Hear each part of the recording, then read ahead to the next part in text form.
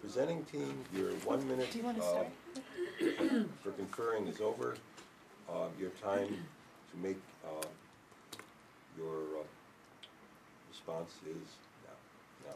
6 minutes. All right, thank you for your well thought out arguments as well.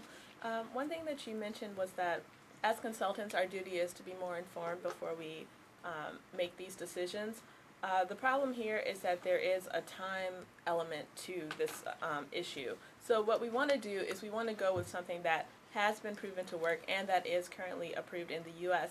while we do research on its continued effects. And we also would like to make the recommendation to BP that they not dig any more wells until they are certain that they have measures that will not adversely impact people or the environment over the course of many years. Exactly. You use the term immediately, and that's what we're prepared to do. We have this this chemical in abundance, ready to go. We have availability to it much quicker than we have availability to all the other chemicals that are out there. And if we want something done immediately, this is the way to get it done immediately. As far as the confidentiality agreements go, yes, there are confidentiality agreements, and again, those apply mostly to the public not being able to find out what's in a product, or even me as a consultant not being able to find out because they're trade secrets. However, again, regardless of what's ever in this product, even if the government doesn't know what's in this product, they've done their tests, they've approved this, saying whatever people have in this product, it's okay, we're going to approve it. And again, yes, as you mentioned, the government does have a history of doing things after the fact, but we're living in the United States, and we're not going to question the government's authority on this. Just because the government doesn't do it the way it might be best, or we might agree is best, it still is the law and the way the government is doing things.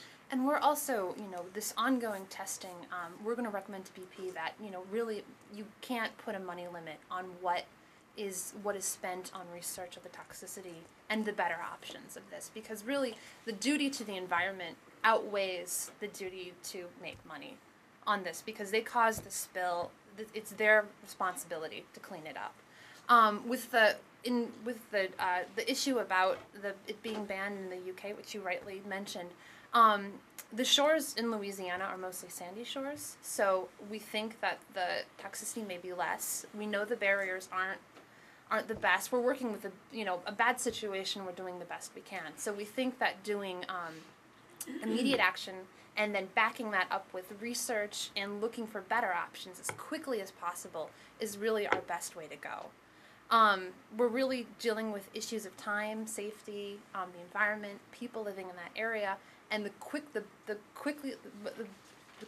quickly as we can, we need to take care of that. And then also, BP has a responsibility, a moral responsibility, to really look at better options and the best way to clean this up. And we hope that our committee will lay out all the arguments for and against, and that BP will accept their decision.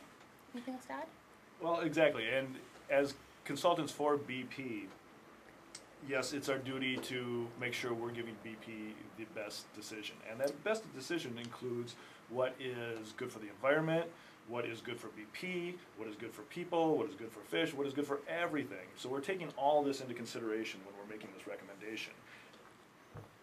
As consultants, we don't want to tell BP to do something that's going to make BP look even worse, or get BP in more trouble, or cause BP to spend more money in the long run because now they're getting fined for using an unsafe chemical, or whatever the ramifications are on that. So we're taking all of that into consideration based on our recommendation. I think we're done. Thank you.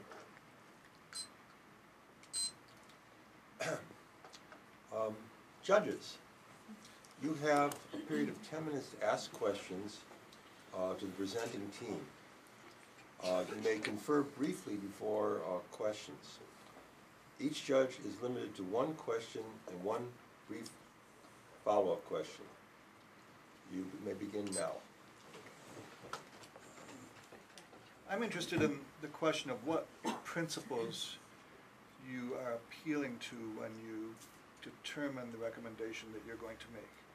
Are you basically appealing to a view that you as the recommenders should produce as much good as possible, or in this unfortunate case maybe reduce harm as much as possible? Is that your overriding principle Because I've heard other principals at work, we have a duty to the environment, you said. We have a duty to our client, BP. Which principle is really most important to you, if there is one? All of them. That we are taking, they're all weighted equally, and we're taking all of them into consideration. Again, we were hired by BP, so yes, we do have a duty to them.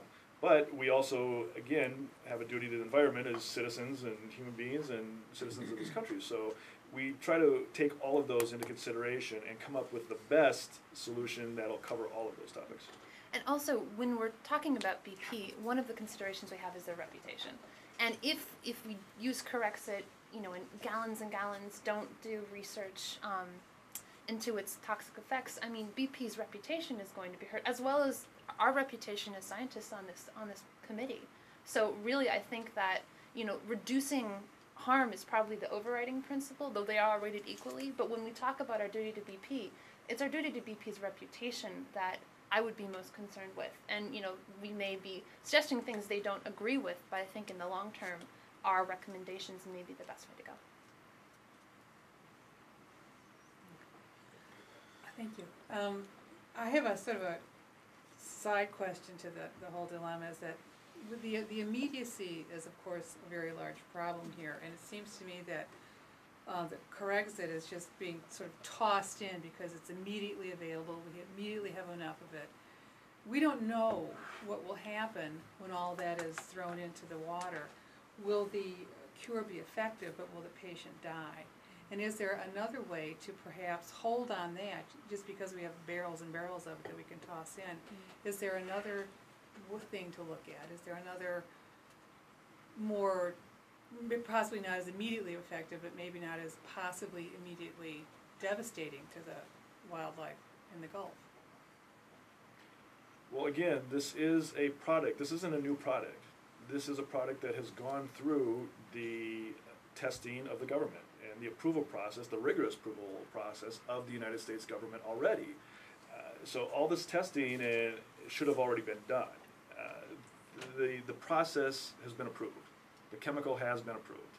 It's not something new that we're just pulling from nowhere with no history and no background on it. But I also think that we recommend that research begin as quickly as possible about different alternatives, and to reduce the use of Corexit as much as possible. So we'll only use as much as is truly needed to begin dispersing this oil, and then when we have better alternatives, we'll begin using that and be monitoring through the entire time to make sure that the safety of workers is protected, that the damage to the environment using this Corexit is reduced as much as possible.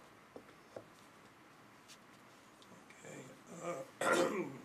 I have a question about stakeholders in this case and their opportunities to give voice to their concerns. Some of the stakeholders don't have the power of speech, obviously, but many of them do. There's surrounding communities, state governments, and echoing L.A. O'Hagan's concern, Corexit is contemplated for use at a level of volume and quantity that's probably vastly beyond any that's ever been used before, so there's a lot of unknowns. And I'm concerned there may be a lot of stakeholders here who are being placed in the position of unwilling research subjects almost.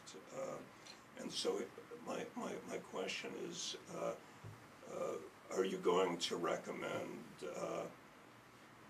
that BP make some provision for not simply taking the interests of the stakeholders into account, but involving them in the process, either through communicating with them or giving them